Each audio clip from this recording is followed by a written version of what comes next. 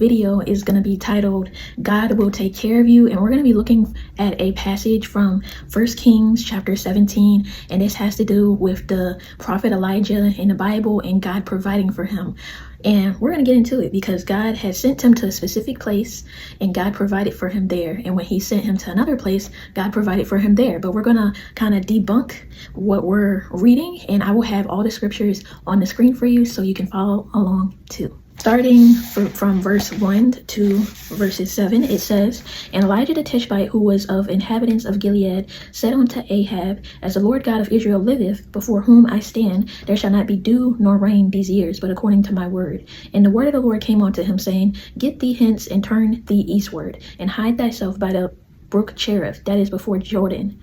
And it shall be that thou shalt drink of the brook, and I have commanded the ravens to feed thee there. So he went and did according unto the word of the Lord, for he went and dwelt by the brook Cherith, that is before Jordan. The ravens brought him bread and flesh in the morning, and bread and flesh in the evening, and he drank of the brook. And it came to pass after a while that the brook dried up, because there had been no rain in the land. The Lord had me write down this morning. So when God tells you to go somewhere that he is sending you to, you have to trust that he's going to take care of you, because if God sent you there, then you have to trust that the way already there was prepared for you. You just had to allow him to order your steps in order to get there.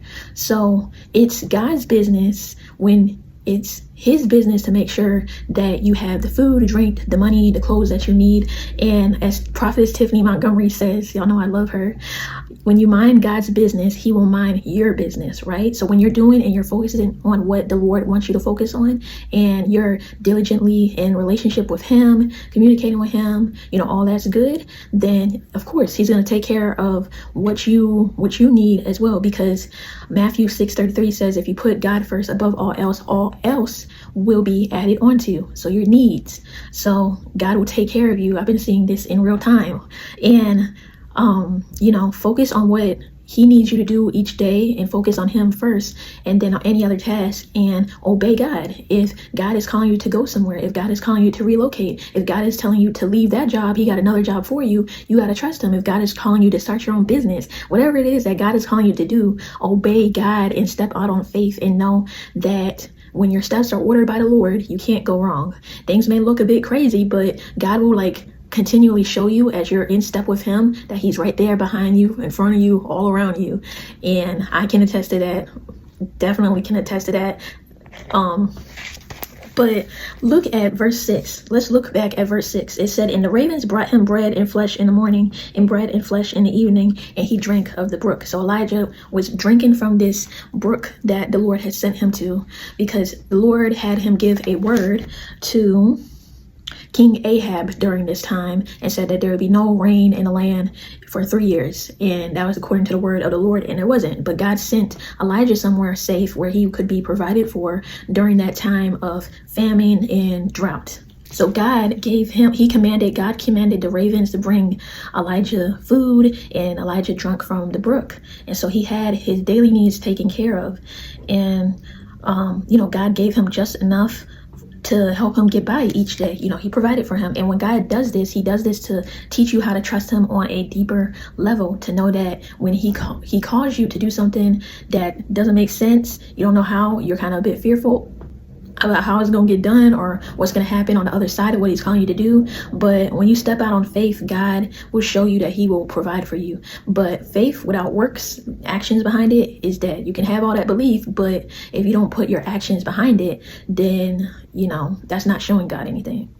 So you got to partner with God. You got to have the faith and the works, and know that you're trusting in the Lord. Okay, if I have the faith that God's going to do this, and I'm going to show him that I have the faith, and you watch God move behind that. But yes, seek him for the instructions, and he will definitely give it to you. But you will be able to see that God is your provider. If he was to give you too much of what you needed for that day, you would then become dependent upon that. For example, too much money within, say you're trusting God for a certain amount of money each week, each month, or each day. per se. So if God sometimes was to give you that money too soon, you might use it for something else that he needs you to use it for, something more so in particular. So he would wait a little bit, and then when that timing gets closer, he will release the necessary funds you need, just enough for you to do what you need to do. And then once you take that step, then God will release the rest of the funds. Sometimes, God moves like that. He'll release what you need, he will release the amount you need in that moment, and then as you take a step forward, whatever else you need, he will release that too. But this is just so that you can become dependent upon him and not dependent upon the person, place, or thing that he's sending to help you. So also, God brought to mind the passage from Exodus 16 with the Israelites when they came out of Egypt from being in bondage and slavery for so many years, and they were then in the wilderness and on the way to the promised land. And while they were in the wilderness, they were tested. Their faith was tested drastically, because you will have seasons where the Lord will test your faith, because a faith that can't be tested can't be trusted. So in Exodus 16, you can read through on your own time, and you can see that God had given the Israelites a set amount of food for each day, a set amount of bread, like it was called manna for each day, and it would appear on the ground, and they would be able to gather up enough for each person to be able to eat, and they would have that each day, except for, he said specifically that there would be no food provided for on Saturday, which is like Sabbath, day of rest. But to gather, he would send double the amount on like Friday, like the day before, and that's what they would use, so they would have enough portions for 2 days. So God will give you what you need when you need it, and we see that all throughout scripture.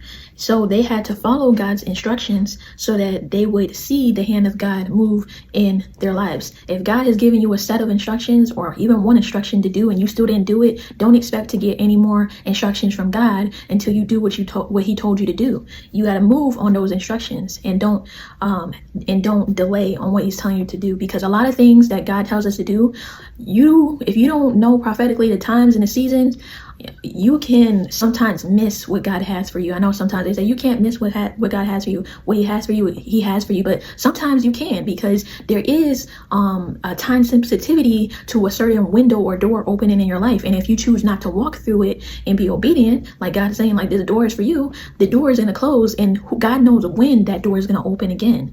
And it would be better to obey God the first time than to wait the second go around and to suffer more that you didn't have to go through when you could have walked through that door and did what the Lord told you to do the first time. There are consequences to disobeying God. So don't take lightly the instructions God is giving you to do. Now, if we look at verse 7, it says, "And it came to pass after a while that the brook dried up, because there had been no rain in the land." So God, after a while, allowed the brook, the river, to dry up. And a lot of times when we see something in our life begin to dry up, maybe it's a relationship, maybe it's you living at a certain residence that God is calling you to relocate from because he wants you to go somewhere else. Maybe it's a relationship, like that relationship. Sometimes some relationships, well, most relationships do go through dry seasons. Marriages go through dry seasons sometimes. And then, some seasons of life with that person is better than the other, right? But when you see things begin to dry up, or your finances begin to dry up, or just certain areas of your life begin to dry up, that's what God is using to get your attention, because whatever has your attention and God needs your attention, he will begin to disturb what you're focused on. He will, to get you to pay attention to him and refocus yourself. So you need to, if God is doing that in your life now, you need to reposition yourself in a posture to make time for him and hear from him and see what he is calling you to do. Get yourself in a position ready for a shift, because a lot of times when God is drying up something, it is because God is calling you to do something else, or the season is changing and God needs you to be aware of what he's trying to do. So pay attention to when God is drying things up. When God dried this brook up, you're going to see in the next passage that we're reading, or paragraph that we're reading, that it was because God was calling him to Prophet Elijah to go to another location where he would have someone provide for him. Okay, so the instructions started to change. He got a new set of instructions. So that's why I said follow God's first set of instructions, and then when you need more instructions, God will give you more. But you got to obey the first set of instructions before you get any more. You can't skip or pick and choose. Follow it all the way through, or don't follow it at all. So verses 8 through 9. it says, and the word of the Lord came unto him, saying, Arise, get thee to Zarephath, which belongeth to Zidon, and dwell there. Behold, I have commanded a widow woman there to sustain thee. So let's pause right there. God already had a plan, and he ordered Prophet Elijah's steps. When you go where God is calling you to, he will then send destiny helpers. Destiny helpers are people who are meant to help catapult you to your destiny, or get you into the vicinity of where God needs you, or to help. They could help in terms of the Lord putting it upon their hearts to help provide for you, or give you like some sort of provision. Because I mean, God is behind providing for you first and foremost, but God works through people a lot of times. So he will touch the heart of somebody to whether give you what you need in that moment, whether it's a meal, whether it's clothes, whether it's a ride. God will position people in certain places to be able to help you, especially when you're in his will. And so he will send destiny helpers. And destiny helpers can look a bit different, but anyways, that's a different, don't be bougie with the destiny helpers that God sends you, but do be discerning. God can and he will use anybody to help you. Anyways, let's finish reading up to verse 16, only a few more verses.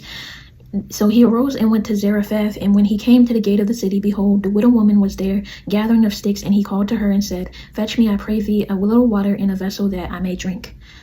And as he was going to fetch it, he called to her and said, Bring me, I pray thee, a morsel of bread in thine hand. And she said, As the Lord thy God liveth, I have not cake, but a handful of meal in a barrel, and a little oil in a cruse. And behold, I am gathering 2 sticks, that I may go in and dress it for me and my son, that we may eat it and die. And Elijah said unto her, Fear not, go and do as thou hast said, but make me thereof a little cake first, and bring it unto me, and after make for thee and for thy son. For thus saith the Lord God of Israel, the barrel of meal shall not waste, neither shall the cruse of oil fail, until the day that the Lord sendeth rain upon the earth. And she went and did according to the saying of Elijah, and she and he and her house did eat many days. And the barrel of meal wasted not, neither did the cruse of oil fail, according to the word of the Lord which he spake by Elijah. So this lady, this widow woman, she was positioned by God to help Prophet Elijah. And Prophet Elijah, before going to her, was made aware of this because he heard from the Lord. And so he obeyed and went to where she was. And she didn't even think that she had enough to be able to fulfill the request of helping him, giving him like a meal. But he prophesied to her that if she would just use what she had, that God would make sure that she would have more, and that it wouldn't run out. So she took a leap of faith, and she made the food with what she had. And surely it says that the barrel of meal wasted not, neither did the cruse of oil fail, according to the word of the Lord which he spake by Elijah. So the words that the Lord used through Elijah to prophesy to her about the food and resources she had not running out was very true. And the fact that the widow woman was obedient, God blessed her for her obedience, especially in helping Prophet Elijah. So God cares about your heart posture when you're giving and when you're helping people who are in need. And it was a two-way street, because she was preparing to commit suicide with her son. She said they were gonna eat and what they had and then die. And Elijah encouraged her not to do that. And God used Elijah to help her not go through with those plans. So it was a two-way street. She was helping him get a meal and providing him with a place to stay. And in the midst of that, he had helped stop her from committing suicide with her son. So it was definitely a two-way street. They were each other's destiny helpers in a very crazy way, But overall, this message is God will take care of you. Whatever he's calling you to do that may seem scary, you may seem unsure because you don't know what's on the other side of him calling you to do it. But take it from me, I've been seeing it in real time, that if God calls you to do something, you're not stepping out alone. He's stepping out there with you. He's by your side. He has you in the palm of his hand, and he will provide you with what you need. But yeah, this is pretty much all for this video. If you feel led to sow, to be a help with what the Lord is doing in my life right now, where he has me, and just being a financial blessing in any way, shape, or form, or even praying, or just any encouragement, all of that is welcome. And I pray that over every seed offering that the Lord uses through people to give me. And thank you so much to those of you who have been giving out of the kindness of your heart to help me during this time. I am very thankful, and the Lord is going to bless and multiply that seed back onto you. Trust and believe me, because when you help others who are in need, the Lord is definitely going to help you. So keep that in mind. The Lord loves a cheerful giver, and keep him first in everything that you're doing, and all else will be added onto you. See you in my next video. Bye.